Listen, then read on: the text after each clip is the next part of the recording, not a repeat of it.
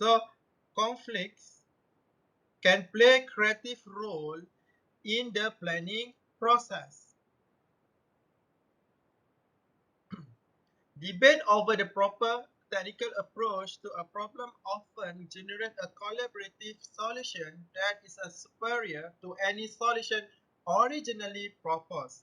So, conflict often educates individuals and groups about the goal or objective of other individual and group. That is a conflict. The nature of negotiation. So the favorite technique for resolving conflict is a negotiation. What is a negotiation? Negotiation is the process through which two or more parties seek an acceptable rate of exchange for items they own or control. So firms should view conflicts within the organization as conflicts between allies and not opponents. So when you have a conflict, you need to solve. So the resolving conflict is using the negotiation. So negotiation is the process through which two or more parties seek an acceptable rate of exchange for items they own or control. So lateral relation allow decision to be made horizontally across a line of authority. That is a facilitating and integration of the activity. So because each area has its own goals, integrating activity of two or more units is certain to produce conflicts. So means that when you combine two or three activities, they can produce a conflict in the project. These conflicts may be resolved by negotiating a solution if one exists that produces gains or minimize losses for all parties. Approaching inter-project conflict with a desire to win a victory over the other parties is inappropriate. The project manager should remember that he will be negotiating with the project stakeholder many times in the future. So the project manager must have a negotiating skills. The proper objective should be to optimize the outcome in terms of overall organizational goals. So three situations commonly arise during projects. First, the use of subcontractor partnering, the use of input from two or more functional units, the management of change ordered in the project deliverables or priorities after the project is underway.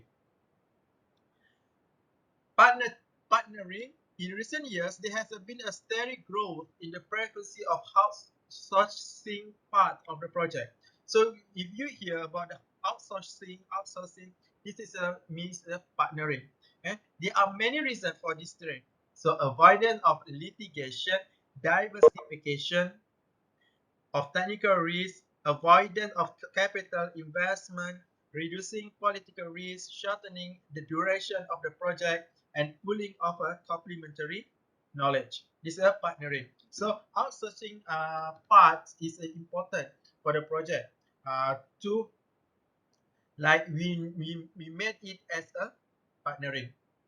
So, generally, relation between the organization carrying out a project and a subcontractor working on the project are at the base characterized as an adversarial. So, conflicting interests tend to lead both parties to work in an atmosphere of a mutual suspicion and antagonism. To reduce the conflict, a process of a building partner project can be used. This is a partnering. So, process for building partner project. So, multi-partner project, the parent firm, so company yang hold project, the company which is hold the project must make a commitment to partnering, select subcontractor who will do the same and develop a charter. So, both parties must implement the partnering process with agreement on joint evaluation, a method for resolving problem, acceptance of a goal for continuous improvement, and support for the process of partnering from senior management. So both parties commit to a joint review of project execution when the project is completed. Chartering, a project charter. So dia macam flight charter. Chartering, what is a project charter? The project charter is a written agreement between the project manager, senior management, and a functional manager who are committing resources to the project. The charter also often includes the client. The charter may take many different forms. Typically, it details the project deliverables, often including the project schedule and budget. Most projects do not have a charter, which is one reason for observing them that most projects are not completed on specification, on time, and on budget. Okay, if the scopes change, there are three basic causes for change in the project. Planner make mistake in their initial assessment about how to achieve a given end or error in the choice of the proper goal for the project. The client and user or the project team learns more about the nature of the project deliverable or about the setting in which it is to be used. And the last one is the mandate.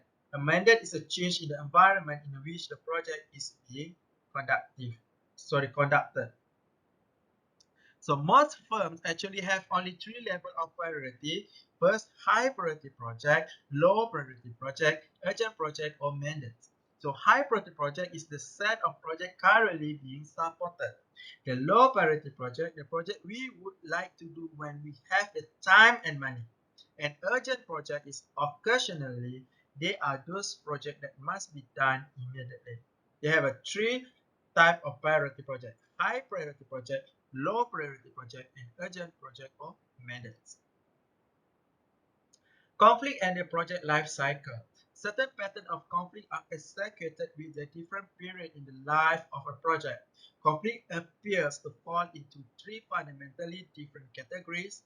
Group working on the project may have different goals and expectations.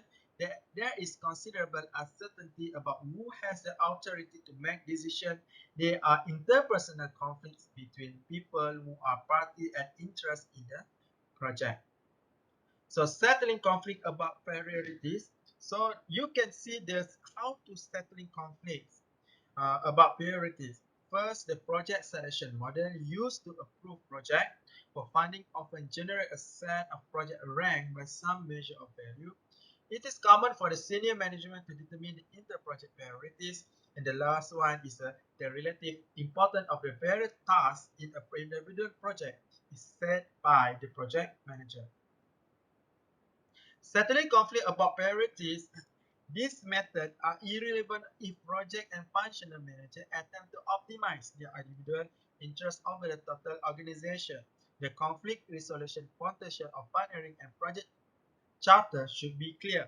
And last one, the neither technique will stop conflict from arising but can sharply lower the intensity of the conflict as well as provide a framework for resolving conflict. Conflict during project formation. So they have a lot of conflict during the project implementation. So now it's a project formation. So at the initial stage of the project life cycle, most of the conflict center around the inherent confusion of setting up a project in the environment of a metric management. So at this point, almost nothing about the project or its governance has been decided. So moving from this chaotic environment to the chaos environment to the build-up stage can be difficult. So to make the transition from project formation to build up, so there are four fundamental issues must be addressed. So one is the technical objective of the project must be specified to a degree that will allow the detailed planning of the build-up stage to accomplish. Second is a commitment of resource to the project.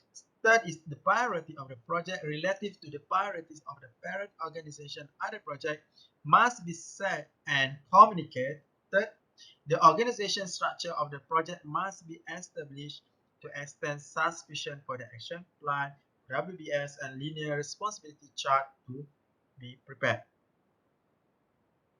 So you can read here is the conflict during the project formation.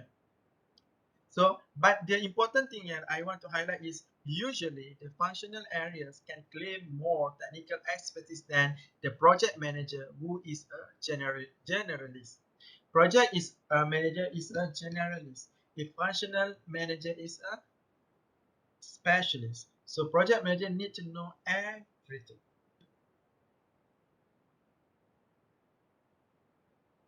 So you can read by your own about the conflict during the project formation. So they have a lot of the project conflict of the project formation. You can available is out there. So from schedule, from time, from cost, and a project definition. There's a lot of the conflict during the project formation.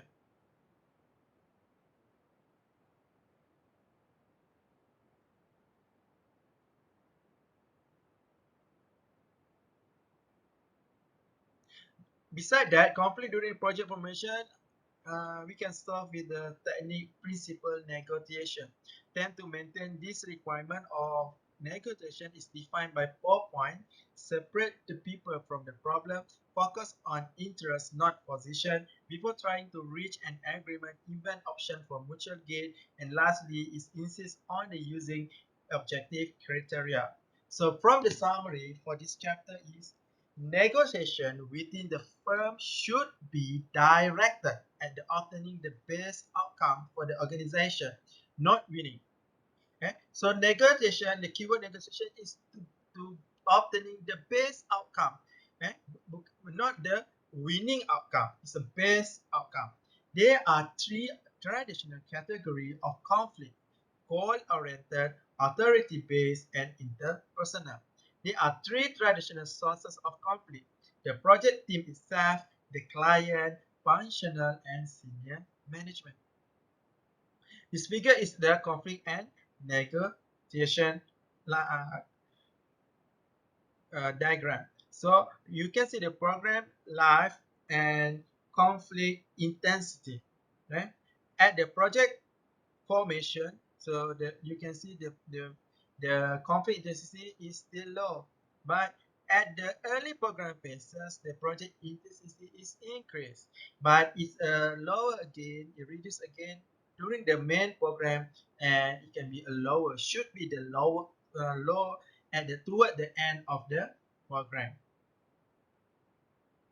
So the critical issue to handle in the project formation stage are delimiting technical objective, getting management commitment, setting the project relative priority, and selecting the project organizational structure. The total level of conflict is highest during the project build-up stage. The scheduling and technical conflict are most frequent and serious in project build-up and main program stages, excluding scheduling conflicts in particular during the phase-out stage.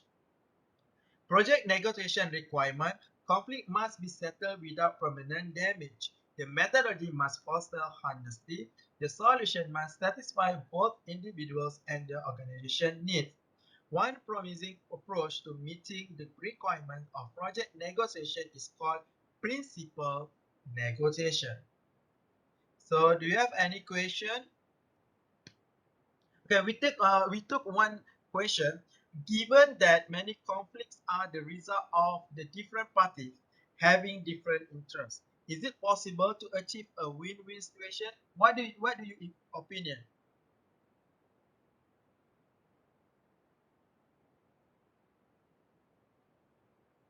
Shalam, are you here?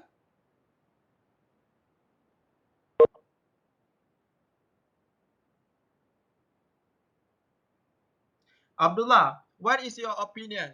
So there are many conflicts of are the result of the different party which is having a different interest.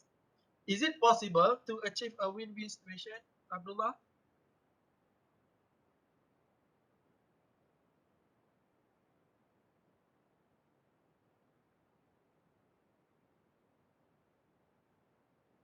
So you need to understand win-win situation. What the definition of win-win situation? So you need to list what the conflicts involve and with the different parties. So party one, parties two, party three, what the conflict involved, and what the interests of the different parties. Then you need to analyze, is it the solution can get a win-win situation. This is the best way to solve the conflicts.